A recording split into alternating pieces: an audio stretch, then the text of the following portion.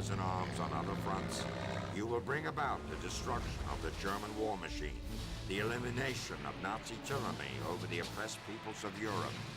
Medal of Honor Frontline is a first-person shooter that was developed and published by EA Games and released on the PS2, Xbox and Gamecube in May of 2002. Selling over 2.5 million copies in the US alone, Frontline was truly a success with both gamers and critics, with many review scores of 8 and 9 out of 10 from the large publications. I almost feel like I could describe this game by just saying, hey, remember when Medal of Honor was good? And most of you would understand what I mean, and we could all move on.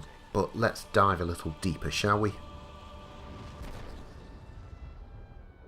This game begins with our main character, Lieutenant James Patterson, also known as Jimmy, playing his heroic part in Operation Overlord, which is a storming of the Omaha beach during the Second World War. Jimmy is part of the squad that courageously makes their way up the beach, clears out some of the trenches and takes out some gun towers to help win the battle of that day. After showing how brave and capable he is, Lieutenant Patterson is selected for a special mission that takes him on a journey across Europe, becoming an infamous one-man German disruption squad, as Patterson hopes to turn the tide of the war by sabotaging the Nazis' weapon development.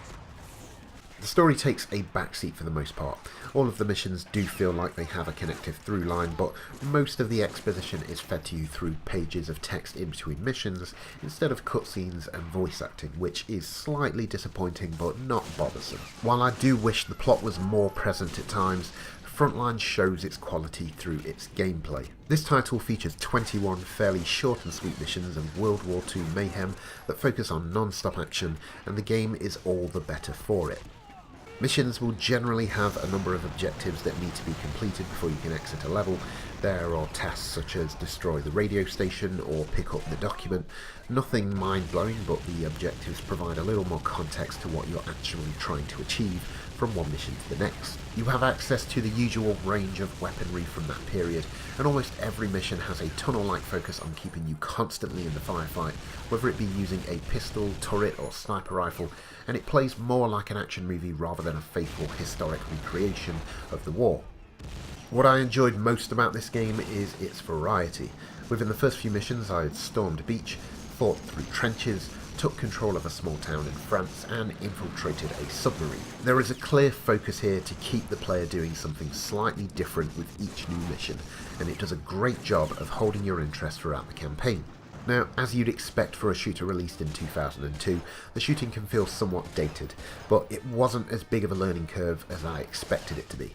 So while aspects of the movement don't always feel quite right, it's still a few steps ahead of the other FPS games of the same period. What is particularly useful in shootouts is Medal of Honor's mechanic for aiming.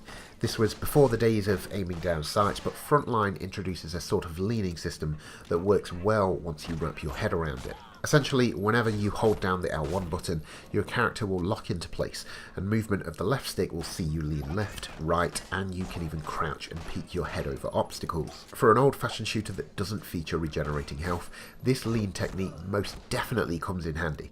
You'll spend the majority of your time with Frontline's campaign having fun gunning down Nazis with a range of weapons in a variety of locations, and the gameplay is only really hampered by a few niggling issues. At times the movement can feel quite stiff, especially when you're working through tight spaces filled with enemies that require you to be a little more agile. On occasion you'll be taking fire from an enemy that is somewhere, and although you can hear the bullets whizzing past your head, locating the enemy's position can be tricky, meaning you'll unnecessarily lose a chunk of health while scanning the area. On top of this, while all of the missions are short and sweet, for me they're not so short enough to warrant this game's frustrating checkpoint system. And when I say frustrating checkpoint system, I mean it has no checkpoint system. Most missions will take anywhere from 10 to 20 minutes, but when you're taken down towards the tail end of a level and sent right back to the very start, it does sting quite a bit. As mentioned earlier, Medal of Honor Frontline doesn't have a huge focus on tons of dialogue and a bunch of cutscenes, but that doesn't mean that its presentation is subpar. For a game released fairly early in 2002, it has aged quite well, all things considered. Everything from the characters to the weapons and environments still look nice today. You may come across the occasional blown out texture or a bit of fog from time to time to possibly hide what's in the distance, but Everything right in front of you has a good amount of detail for a game of its generation, leaving no room for any real complaints with the game's visuals.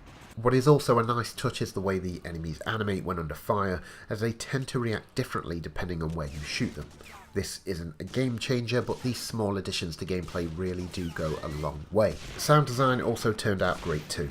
Weapons rattle with a slightly exaggerated realism, the small amounts of dialogue is also delivered well enough, and I really enjoyed the music playing during the missions. Frontline's soundtrack has a nice heroic and patriotic feel to it, with a hint of Hollywood, and it has a surprising amount of impact on the experience. Overall, Medal of Honor Frontline plays like a predecessor to some of the great FPS games we'd get to see later in the generation, and even more so in the following cycle of consoles. It is ahead of its time in some aspects, but it is weighed down by some of the design choices that were really just standard for the time. All in all, this is a well-made, action-packed first-person shooter that has a small learning curve and a few frustrating flaws that are easily forgivable, and you'll most likely have a blast if you pick it up.